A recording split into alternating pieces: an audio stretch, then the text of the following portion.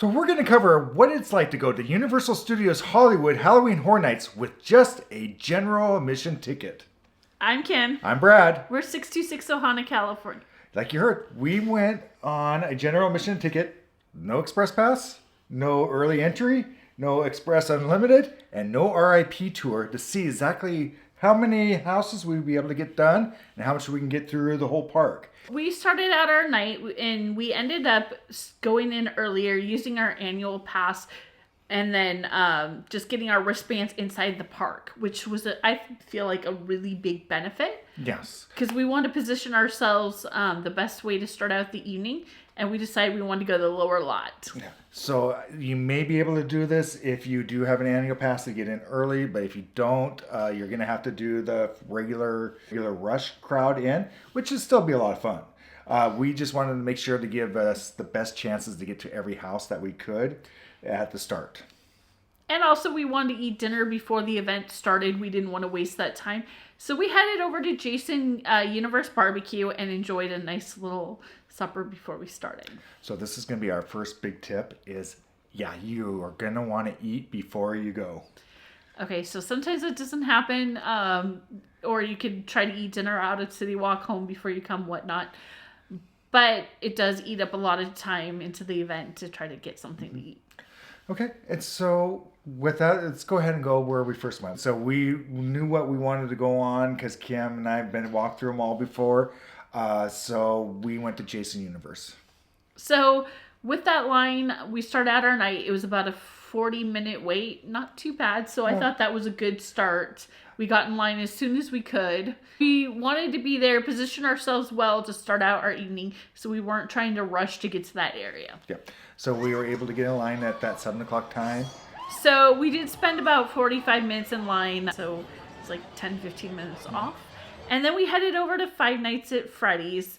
And that time was about right on at an hour and a half. Yeah, so they did have a time posted at 90 minutes. That house is going to be one of the long ones. And we knew when we saw the hour and a half, it was probably our time to pounce. So that's another thing is keep checking your app and trying to get a generalized idea of what the houses are looking like. We realize it's better to get to the lower lots first than try to start up by the entrance. So that was our strategy. Yeah, our theory was start bottom, work our way up, and try to get them all. Okay, so then we went to the Horrors of the White Six, and that wait seemed a little bit longer than what was posted. Yeah, that one ran, I think, about 15 minutes longer, and there's something to be aware with. This one is there's a weird split in the line, so you go on one side, then they'll hold up the line for a while, and then they have to open up another part. It's kind of odd. Well, it kind of walks through the general walkway of where everybody's trying to get around. So they literally stop people to get the line to cut through and then kind of open back the walkway again. Yeah, so this is right in front of Slash's Bar if you're kind of trying to imagine that walkway. That one we ran, I think, 15 minutes long? Yeah. Longer, so...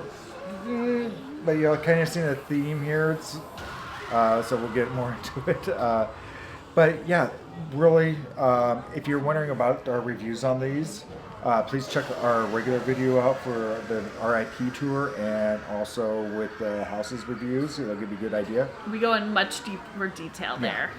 But there's a couple of quick things just to let you know that this time, the scare actors, when we were going through, were excellent everywhere through. There was nothing changed. In fact, I think it got a little bit better. I think that the scare actors kind of really let those characters develop overnight, like over those nights, and not let their kind of maybe nerves or opening night kinks and work all that stuff out. And really, the scare actors are amazing. And especially, I think, the Horrors of the White Six was, wow.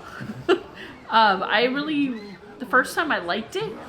The first time we went, the first Halloween Horror Nights, the second night, I think it really was leveled up. So from there, we decided to go up to the upper lot and grab a quick bite because we needed to sit for a couple minutes. Here's another thing to know about these is you're studying those lines. I don't care how old or young you are, your back start hurting, your feet start hurting. It just gets sore. Yeah. So we needed to take a quick break before we went to our next house, which was Monstros 3. And that wait was insane. It was posted at an hour, and I think it was an hour and a half. Yeah. We ended up waiting. Even when it was posted, and it was funny because we got about halfway through the line, and all of a sudden said, "Oh, it's a 35-minute wait."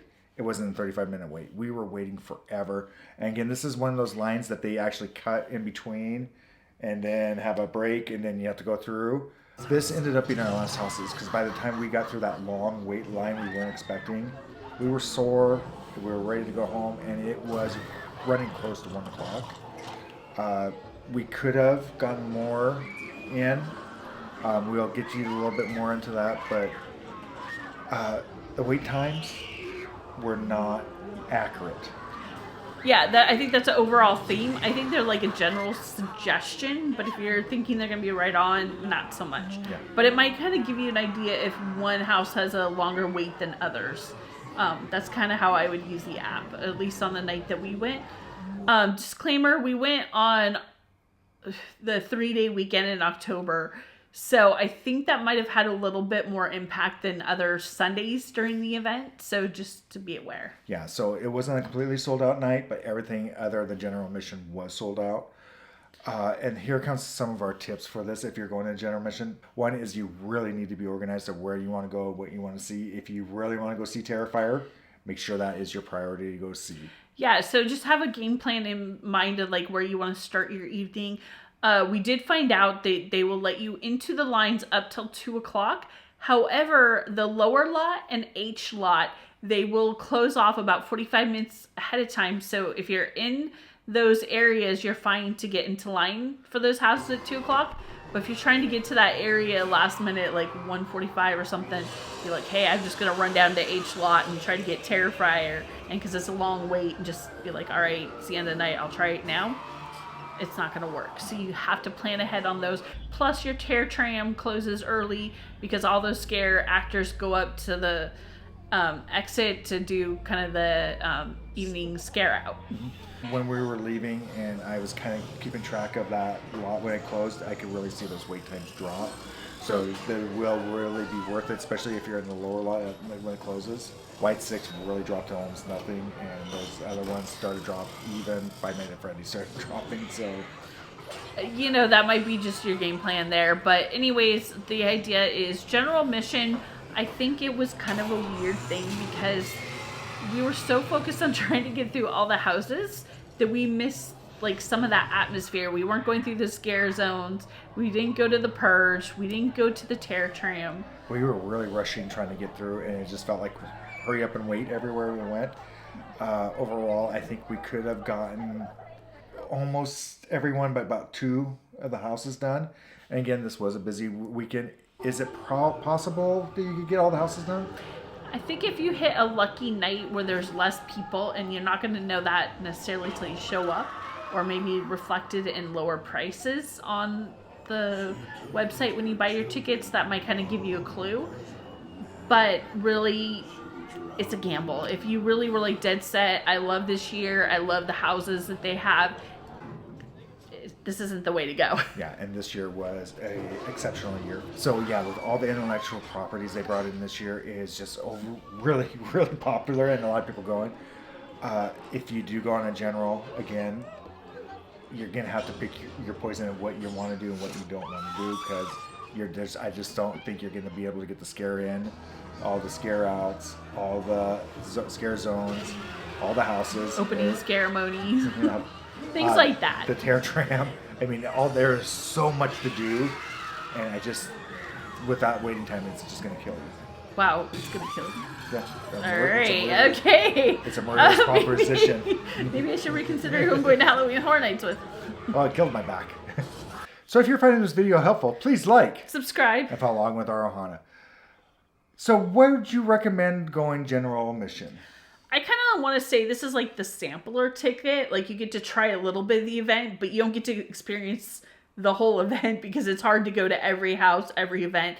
So I think if you wanted to hit every house and every, like the Purge and Terror Tram and kind of experience the whole event, I would say anything the 2 and after p.m. ticket or the Universal Express passes are the way to go. Or if you're like us, we love the RIP tour. So I think with this type of ticket, it's just really hard to get all of that stuff in. So with that, I think it's time for us to say goodbye and Find your magic. Bye, everyone. We're doing it.